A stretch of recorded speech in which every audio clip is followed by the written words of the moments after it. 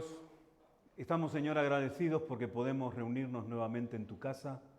Agradecidos, Señor, porque estamos entre hermanos, entre amigos y porque estamos a tu lado. Señor, queremos pedirte que tu Espíritu se mueva entre nosotros y queremos pedirte, Señor, que podamos sentir tu influencia en nuestras vidas. Lo pedimos en el nombre de Jesús. Amén. Pues muy bien, vamos a cantar el primer himno para comenzar el culto de esta mañana.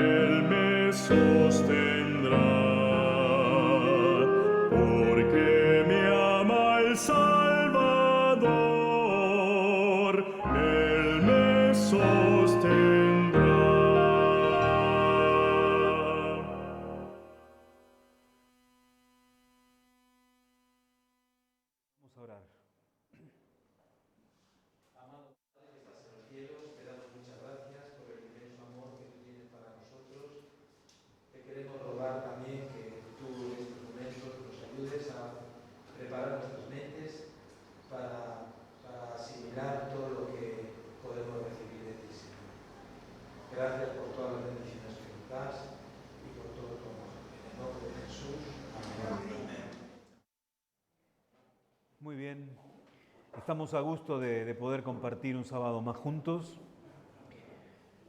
y quiero extender una cordial bienvenida a cada uno de los que estáis aquí, pero también a los que nos ven desde casa y especialmente hoy darle un caluroso abrazo a María José, que está en Cartagena con su mami cuidándola y decirle que nos acordamos de ella, que oramos por el restablecimiento de su mamá prontito y que tenga un muy feliz sábado. Pues muy bien, vamos a pedirle a a los diáconos que por favor pasen a recoger las ofrendas, los diezmos.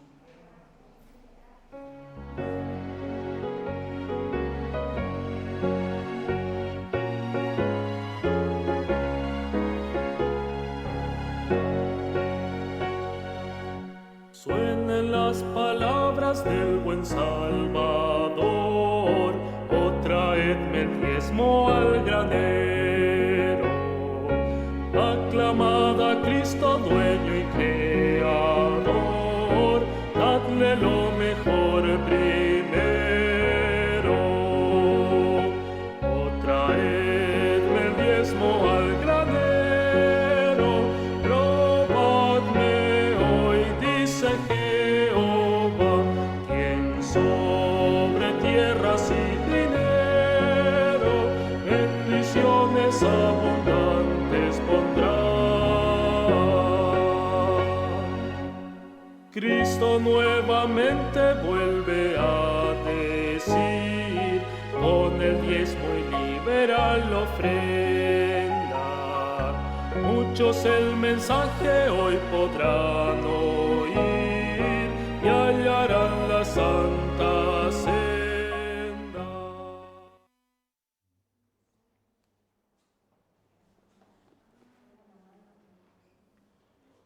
Quiero que me acompañéis a leer en el Evangelio de Lucas, en el capítulo 7, el versículo número 9.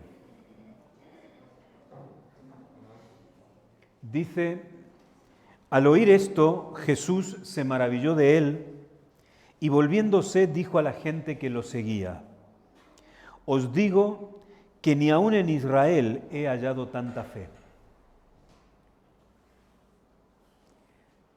¿Qué es la fe?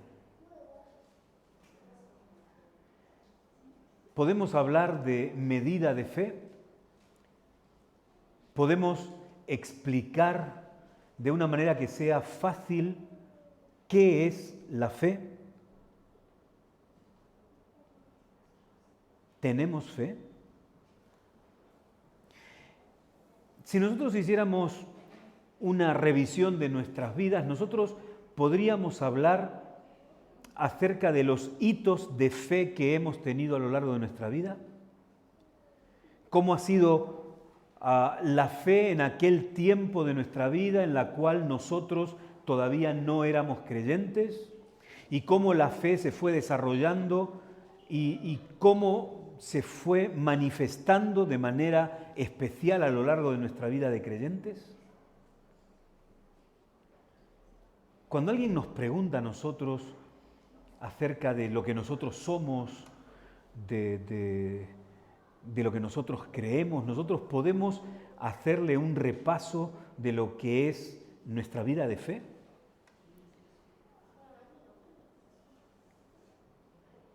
El texto que hemos leído evidentemente habla de fe. Es un texto interesante porque en realidad está relatando una historia de aquellas historias del Evangelio que son conocidas, que llaman la atención, no sé si por los personajes que aparecen en la historia o por el acontecimiento propiamente dicho que se relata en esta historia que se cuenta. Pero es uno de esos relatos de los Evangelios que conocemos. Un centurión que pide a Jesús que haga un milagro. Así que vamos a tratar de estudiar este pasaje y tratemos de alguna manera de entender un poquito mejor un relato que sí hemos leído, que tal vez lo hayamos leído más de una vez, pero que tal vez no lo tenemos tan fresco en nuestra mente en este momento, y tratemos de ver las enseñanzas que el Señor ha tratado de dejarnos en este relato y tratemos de aplicar esas enseñanzas a nuestra vida espiritual, a nuestra vida de testimonio, a nuestra vida cristiana. Así que vamos a empezar tal vez por lo más sencillo de esta de este relato. Y es ubicarlo en la historia de Jesús, ¿no? En la historia del ministerio público de Jesús. Tal vez muchas veces nosotros leemos partes del Evangelio y no atinamos a ubicarlo en un lugar concreto, ¿no? Y muchas veces lo leemos pensando que cada uno de los relatos es consecutivo al anterior, y a veces no es así exactamente, porque pensemos que los evangelios son el recuerdo de algunas personas que vivieron con Jesús, que estuvieron acompañando a Jesús durante el tiempo de su ministerio. Y a veces, como no se escribió una crónica, entonces tal vez los acontecimientos no son exactamente ese mismo día. Pero vamos a leer el capítulo 1, el versículo 1, porque el versículo 1 nos da una clave de tiempo. Bien, fíjense, dice: después que terminó todas sus palabras al pueblo que lo oía, entonces entró en Capernaum. Nos encontramos primero, Capernaum. Es una ciudad importante en el ministerio de Jesús porque es algo así como la base de su ministerio en el tiempo que él estaba en Galilea. Bien, entonces, al principio de su ministerio, que él estaba en Galilea, Capernaum era el lugar centro de su actividad. Y cuando él volvía a Galilea en algún momento, él se dirigía también a Capernaum como centro de su ministerio. Si nosotros leemos los versículos anteriores, el capítulo anterior, nosotros vemos un momento en el ministerio de Jesús que es muy conocido, el Sermón de la Montaña. Y lo que nosotros vemos aquí es que esta historia está sucediendo después de aquel momento en el cual Jesús enseña en aquel monte. Cuando ya terminó, después de aquella jornada de trabajo intenso, enseñándole a la gente acerca de las verdades que los iban a llevar a la salvación, qué es el reino de Dios, cómo poder vivir en ese reino con Dios. Entonces Jesús vuelve a la ciudad. ¿Qué es lo que nos dice este versículo 1? Final del verano, probablemente final del verano del año 29. Allí estamos ubicados en este momento. Bien, entonces, una vez que ya nos hemos ubicado, vamos a ver un poquito los personajes de esta historia. Bien, a ver, contadme vosotros, ¿quiénes son los personajes? El centurión. Muy bien. ¿Quién más? El criado, el siervo. ¿De quién? Del centurión. ¿Perdona? Sí. Bueno, estos serían los, como le dicen, los figurantes, ¿no? Están ahí, pero no son parte del elenco, digamos. Sí, pero digo que están ahí, no tienen parte activa, ¿no?, en la historia. Pero, a ver. ¿Qué capítulo, qué libro es? El capítulo 7 de Lucas. Sí, capítulo 7 de Lucas. Bien, a ver, ¿encontramos alguno más? Sí, ya lo dijo José, el siervo, el centurión y el siervo, tenemos dos. El mensajero, ¿cuántos mensajeros? Varios. A ver, contadme un poquito, porque esto lo tenemos que desgranar un poco. A ver. A ver, ahí tenemos mensajeros, los ancianos. Vale. ¿Algo más? Ellos le dicen que el centurión era una persona... No. Lo que le diga lo vamos a ver ahora, pero lo que quiero saber es si hay más personajes. Los ancianos sí. Personajes. Bien, una comitiva de ancianos, eso sí. ¿Y alguien más? hay una comitiva de amigos. Muy bien, ahí tenemos a los personajes. Bien, el centurión, el siervo, la primera comitiva que son los ancianos y la segunda comitiva que son los amigos. Bien. ¿El protagonista es que estaba enfermo? Sí, el siervo. ¿Perdón? No entiendo. ¿Qué fue lo más decir a Jesús? Que no molestaste al centurión, ¿no? No, vamos a ver, los personajes.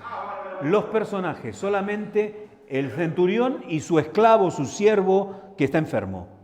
Vale. Y luego las dos comitivas. Esos son los personajes de la historia. Bien. Y entonces ahora la historia se desarrolla, bien. Y claro, vamos a ver, Jesús también está ahí como personaje, porque Jesús actúa de una manera tal vez inesperada. Porque Jesús es un protagonista principal de la historia. Pero está como callado. Como que pareciera que ya toda esa jornada de enseñanza le acabó las palabras, ¿no? Jesús está disfrutando el momento de no tener que ser él el maestro, ¿no? que está enseñando.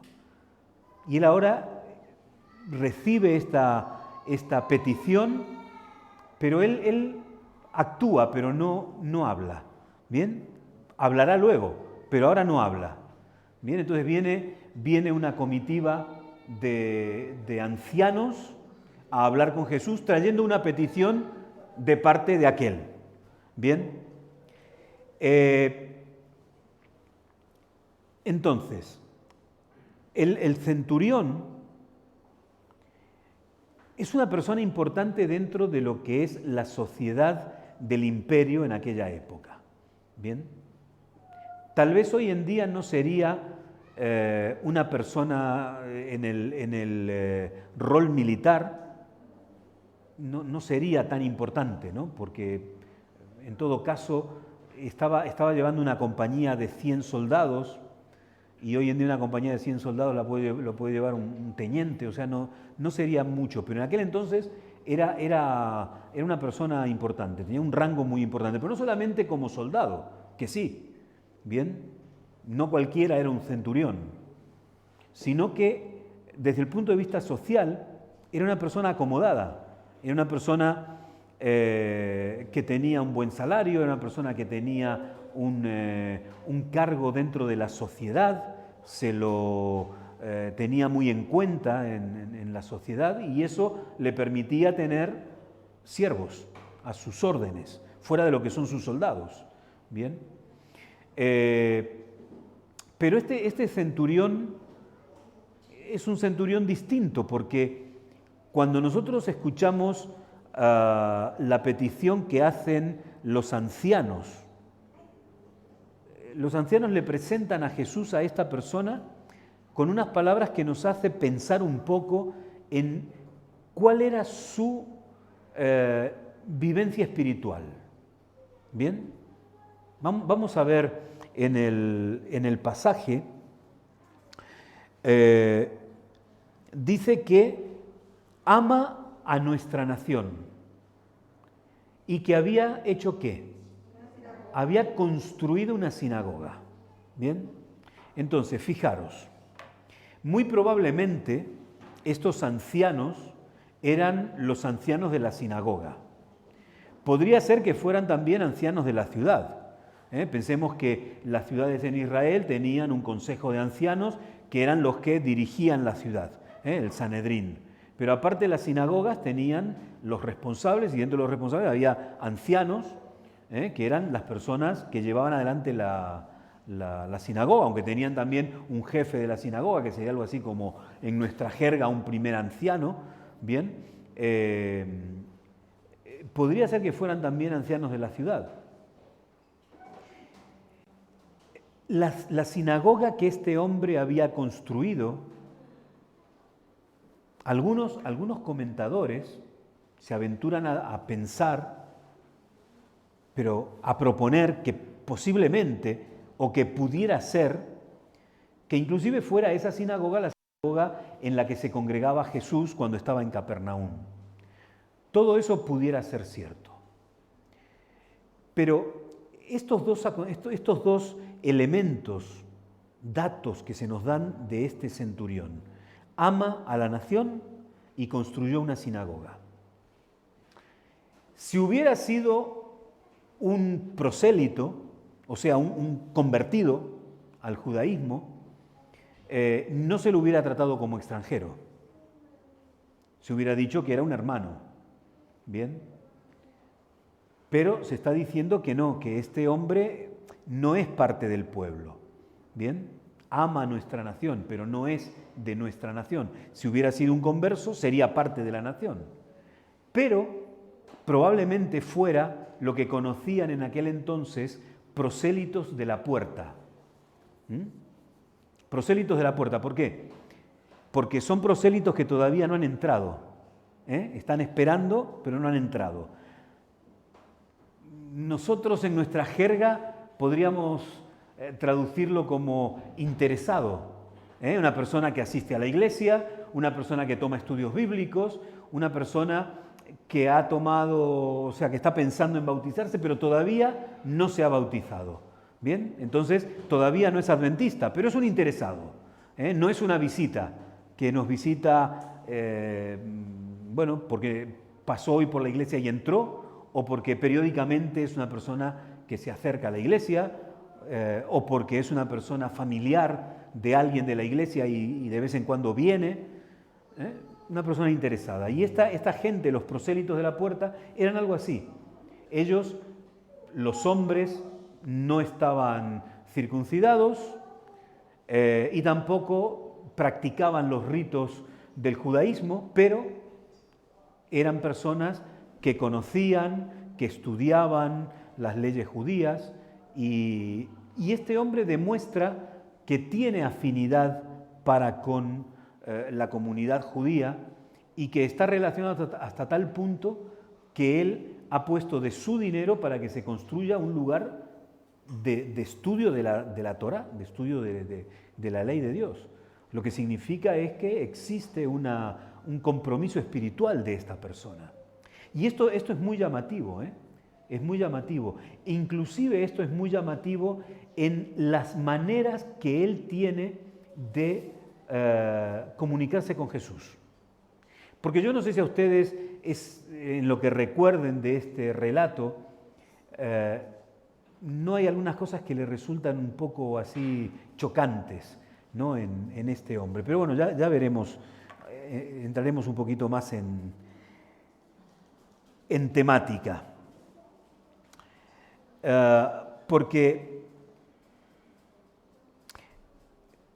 él, cuando Jesús entra en la ciudad, este hombre podría haber ido él a hablar con Jesús, ¿no? O sea, ¿qué le impediría a él ir él y presentarse ante Jesús y decirle, mira Jesús, yo soy tal y vengo porque tengo a mi siervo que está enfermo y yo quiero que tú lo sanes porque yo sé que tú lo vas a poder sanar?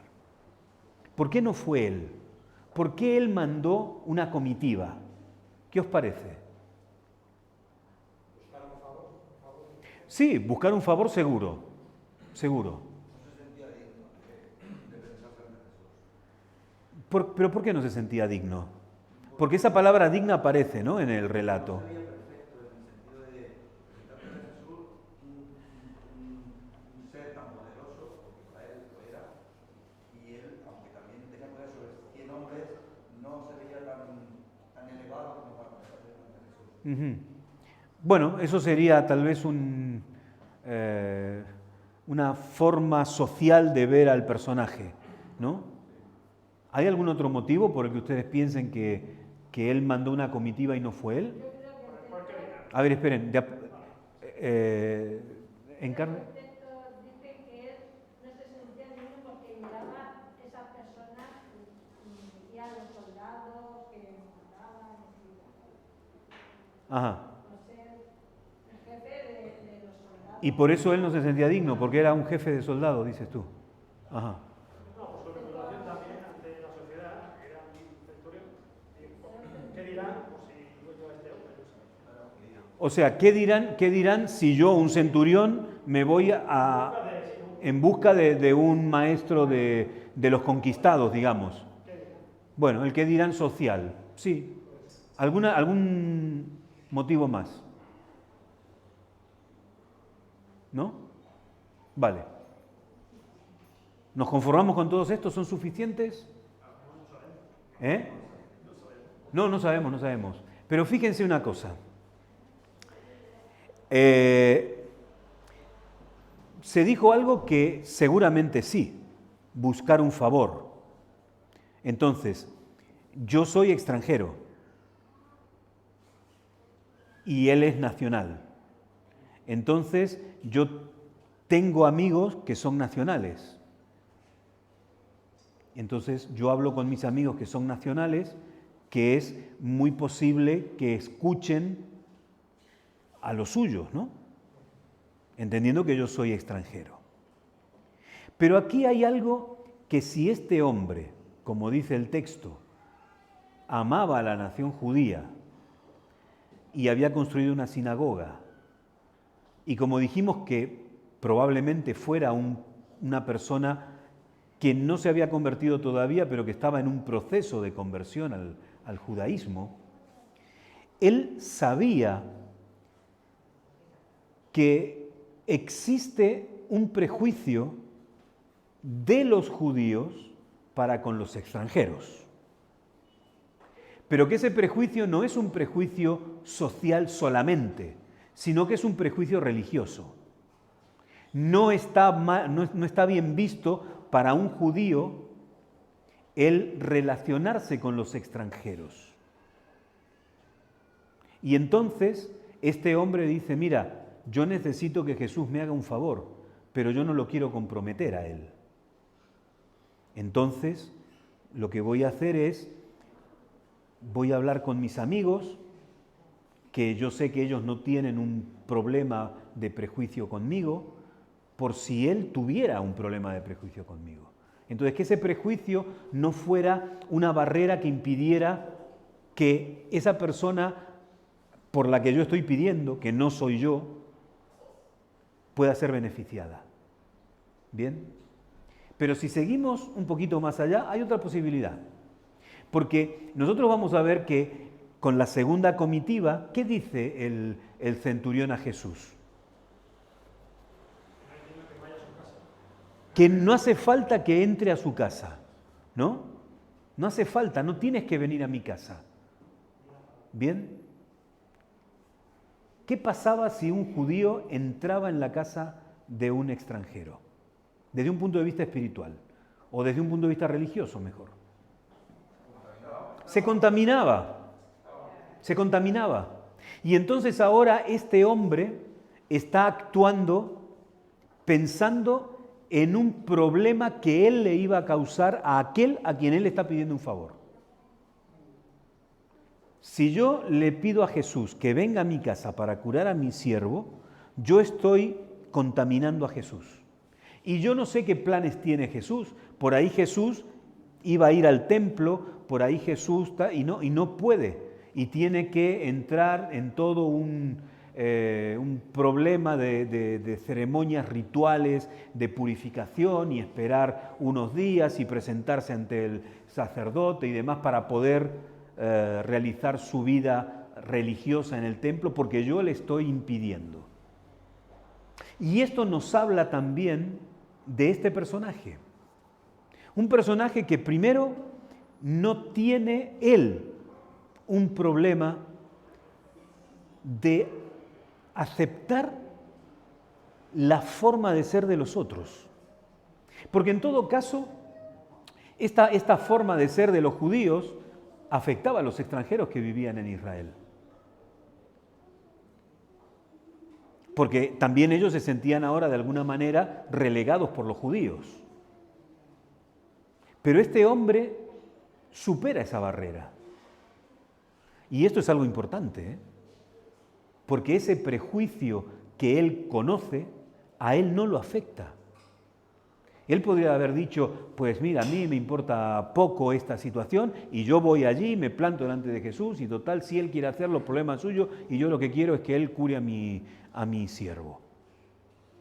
Pero Él no, Él respetó algo que inclusive a Él le resultaba un problema, pero lo respetó. No tuvo ningún tipo de problema en respetarlo. Y no solamente lo respetó, sino que encima Él se preocupó porque el otro se sintiera libre y que no se sintiera forzado a tener un problema espiritual para poder beneficiarlo, que tal vez lo hubiera hecho sin ningún problema, porque Jesús venía caminando en dirección a la casa de este hombre. Él en ningún momento dijo, no voy a ir. Jesús, en este relato, no se le oye decir ninguna palabra, pero él va caminando en dirección del centurión a curar a su esclavo, a su siervo. Hay otro tema que es muy interesante, ¿no? Cuando se habla del trato que tiene este centurión con su siervo. Bien, si ustedes se fijan en el texto, dice a quien él apreciaba o quería o amaba. Bien, esta palabra que se traduce, tal vez no se tendría que traducir como amar, porque esa palabra no está dando una idea de trato personal. Bien, no está incluido ahí, digamos, un sentimiento. Y esto es algo para tener muy en cuenta. Esta persona era estimada por su dueño, sí. Era apreciada, sí. Pero esa palabra no implica que él pudiera sentir un cariño especial por esa persona. Pero como está puesto en el relato, nos da a entender esto. Y si nosotros leemos en el deseado de todas las gentes, nosotros vemos que ahí sí está presentada la idea de que existe un trato afectivo entre el centurión y su siervo. Bien, vaya a saber la cantidad de tiempo que esta persona trabajaba para él, vaya a saber la amistad que en todo ese tiempo pudieron haber desarrollado, ¿no? Y entonces ahora, aun cuando es su siervo, sin embargo también es su amigo y él está preocupado, bien, por este amigo. Y preocupado de una manera digamos, seria, porque el relato nos dice que esta persona estaba paralítico, ¿no? Tenía un problema de parálisis y que estaba a punto de morir. Entonces, esa parálisis no podía ser una parálisis normal. No era que había perdido la movilidad, ¿bien? Sino que tenía una enfermedad que lo estaba llevando a la muerte y que uno de los síntomas parece ser que era la parálisis. Bien, algunos comentadores dicen que era una fiebre reumática y esto lo estaba llevando a la muerte. Lo cierto es que era seria la enfermedad porque iba a causar la muerte. Bien, y que ese hombre no se podía mover porque estaba en cama y no tenía la posibilidad de caminar.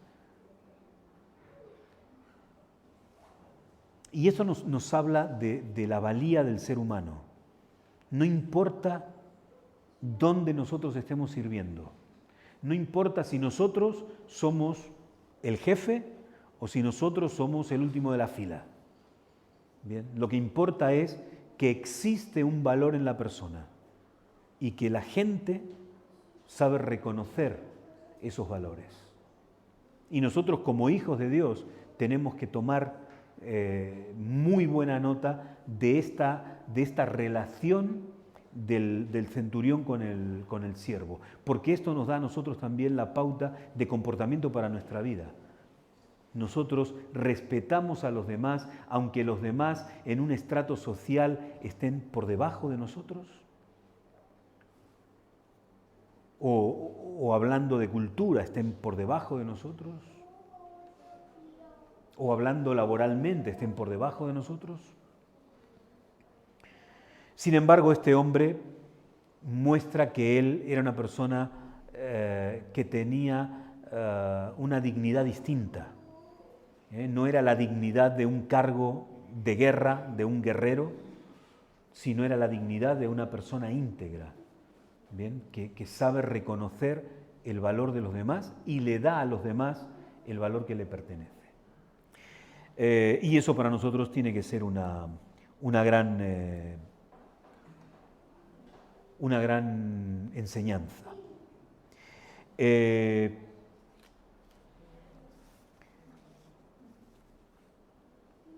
Decíamos que la primera comitiva eran los ancianos y que había una segunda comitiva que estos eran los amigos. Bien, y esta segunda comitiva es interesante, ¿no? Ellos simplemente van a decirle a Jesús, mira, no hace falta que vengas, solamente ordena. Bien, y ahí está esa explicación, ¿no? Yo soy hombre de autoridad y yo no necesito ir, yo lo único que necesito es dar la orden para que vayan y para que vengan y para que hagan lo que yo estoy pensando que tienen que hacer los que están bajo mi autoridad. Entonces, si yo tengo autoridad, ¿cómo tú no vas a tener autoridad?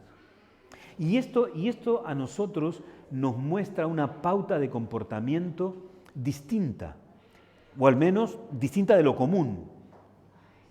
El reconocer a la persona divina. Y el reconocer a la persona divina con la autoridad que la persona divina tiene.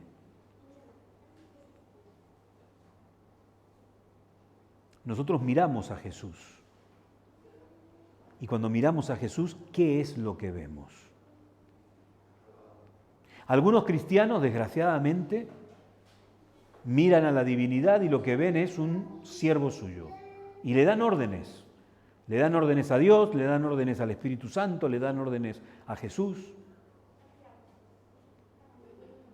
Pero lo que este hombre nos está enseñando a nosotros es que Jesús no tiene que estar físicamente en un lugar para actuar, para obrar, produciendo el bien.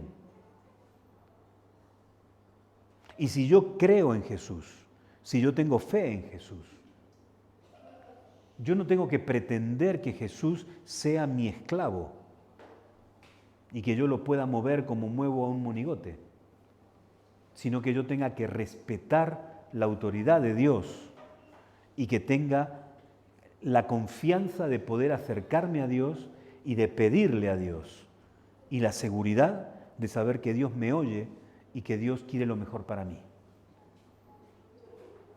Si nosotros leemos este relato en el Evangelio de Mateo, encontramos algunas diferencias.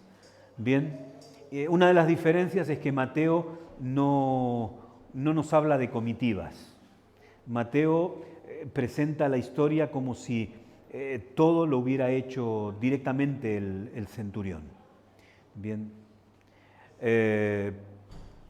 ¿sería que no existían las comitivas?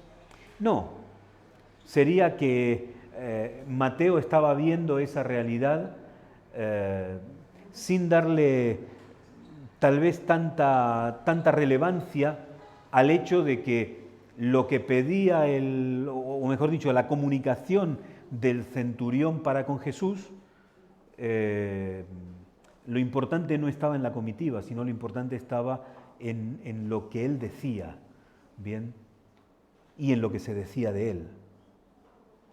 Personas amigas que se preocupan por el amigo.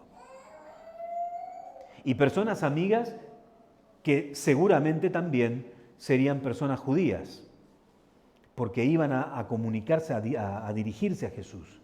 Y si este hombre había tenido el cuidado de pedirle a los ancianos que fueran a hablar con Jesús, para no violentar a Jesús, el tener que hablar con un extranjero.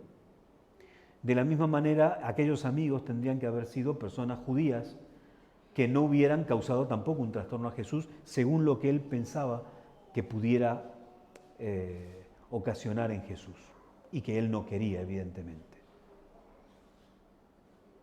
Y esto nos está hablando de que una persona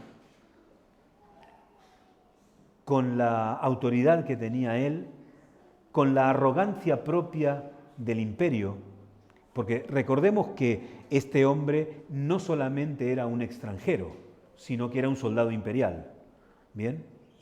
Entonces, cuidado, que estos eran la imagen del statu quo.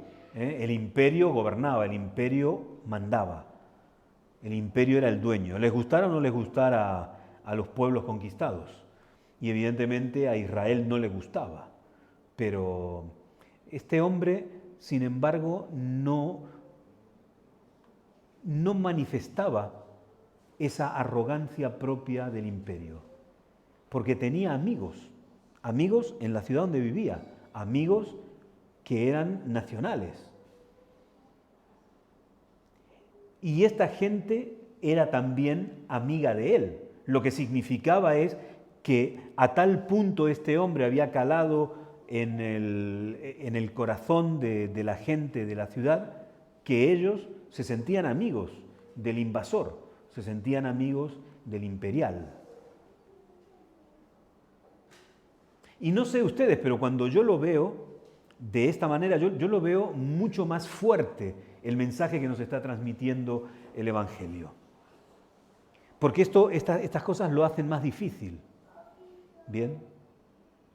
Y esto nos habla de una realidad social alrededor de este personaje que es realmente encomiable.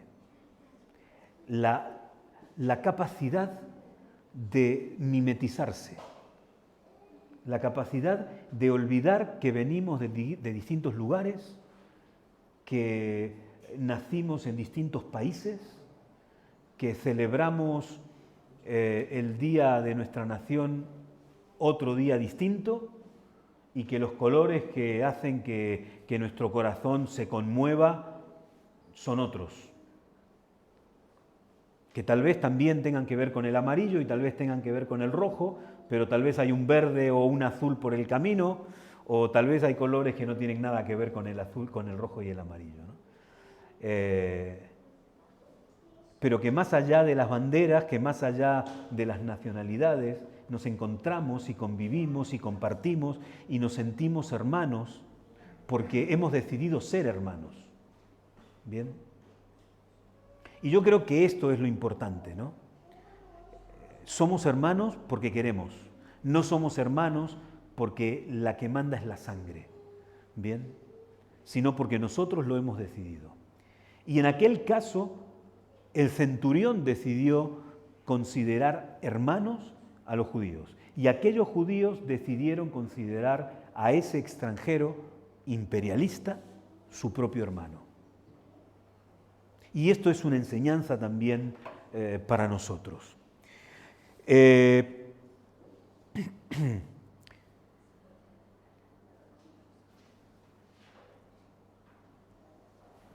Ahora, cuando nosotros leemos nuevamente el versículo 9, al oír esto Jesús se maravilló de él y volviéndose dijo a la gente que lo seguía: os digo que ni aun en Israel he hallado tanta fe. Y estas son las únicas palabras de Jesús en todo el relato. El relato termina diciendo que el siervo fue sanado en ese mismo momento. Pero cuando nosotros leemos este pasaje, os digo que ni siquiera en Israel he hallado tanta fe. ¿Qué es lo que quiso decir Jesús? ¿Un extranjero que cree en el Mesías? ¿Eso es fe? ¿O un extranjero que no dice hasta el momento en el cual yo pueda meter mi mano en su costado, no creo? ¿Os acordáis? Y eso no lo dijo cualquier judío, ¿no? Eso lo dijo uno de los 12 que estaba ahí, con ellos, acompañando a Jesús en su ministerio. Y lo dijo luego, lo dijo años después. Y nosotros cuántas veces también decimos eso, hasta que yo no toque, hasta que yo no meta mi dedo dentro de su costado, no voy a creer. Por más que me lo esté contando mi hermano, por más que me lo esté contando mi amigo, por más que me lo cuenten todos mis amigos. Cuando yo era jovencito, una amiga, en una conversación de aquellas tremendamente filosóficas y trascendentales que tienen los adolescentes, me dice porque yo le decía, pero escucha, si te están recomendando que hagas las cosas de esta manera, ¿por qué no las haces? Si te aconsejan, si tus padres te dicen y tal, hasta que yo no me doy la cabeza contra la pared, a mí no me duele. Digo, bueno. Pero es que los seres humanos somos así. Hasta que no nos rompemos la frente contra la pared, por más que nos digan que nos va a doler, seguimos contra la pared. Y ahí constatamos que realmente nos duele. Pero no importa lo que nos hayan dicho, lo que importa es que ahora yo lo sé por mi propia experiencia, que es lo que vale. La experiencia de los demás no vale nada. ¿De qué fe está hablando Jesús? ¿De que alguien pueda creer que Él es maestro? ¿De que alguien pueda creer que Él tiene poder para curar? ¿Que Él tiene poder para resucitar a los muertos? ¿O la fe que no necesita ninguna evidencia para que exista?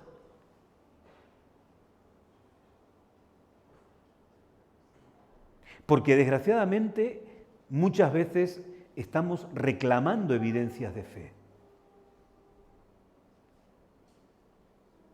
No, yo tengo fe, pero a mí demuéstrame que Dios existe. A mí demuéstrame que Jesús es Dios. A mí demuéstrame que Jesús realmente resucitó. A mí demuéstrame. ¿De qué fe estaba hablando Jesús? De la fe que se preocupa por el otro, de la fe que no se pone en primer lugar la persona, sino que considera que aunque el otro pudiera ser que esté equivocado, tengo que respetarlo. Y no importa que yo me incomode un poco, lo que importa es que yo pueda ser amable con esa persona, que pueda demostrarle que lo acepto como es y que no quiero cambiar nada de él. Y que no tengo que exigirle a Dios que venga donde yo estoy. Que no tengo que pedirle a Dios que me demuestre que Él existe, para que yo crea, para que yo tenga fe, para que yo me acerque a pedirle y para que tenga la seguridad de que Él va a atender mi ruego. Esa fe Tomás no la demostró.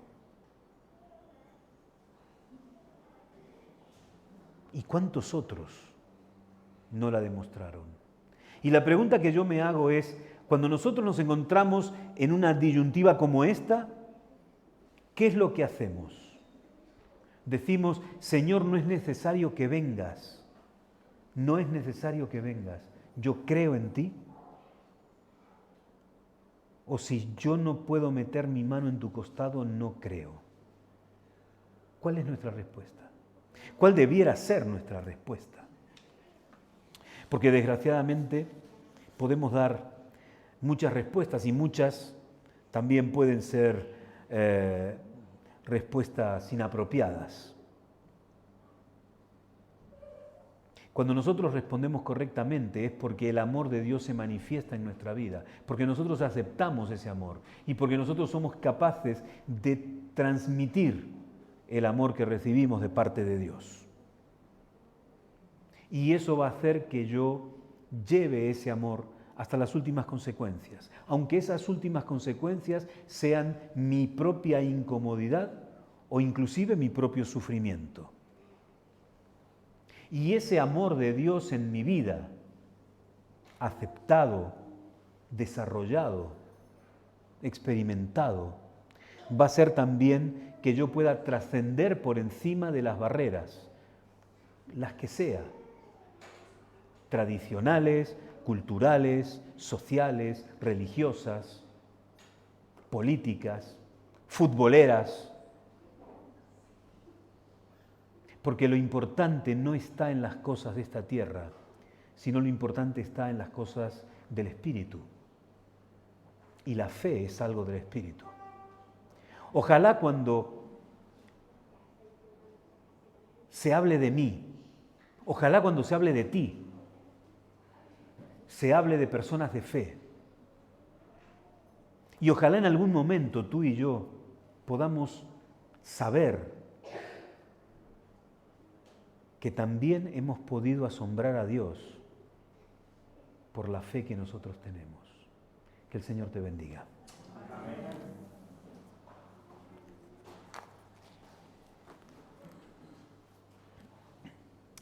Vamos a terminar cantando y orando. Y hablando de oraciones, recordemos orar por la mamá de María José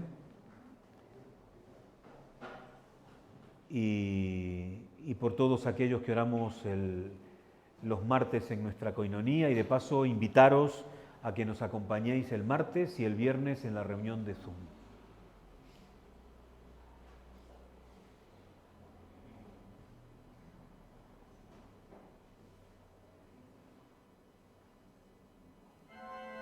Perdón, y estamos orando también por Pilar, por la mamá de Pilar, que está mejor, pero esperamos que siga mejorando. Vamos a ponernos en pie y vamos a cantar.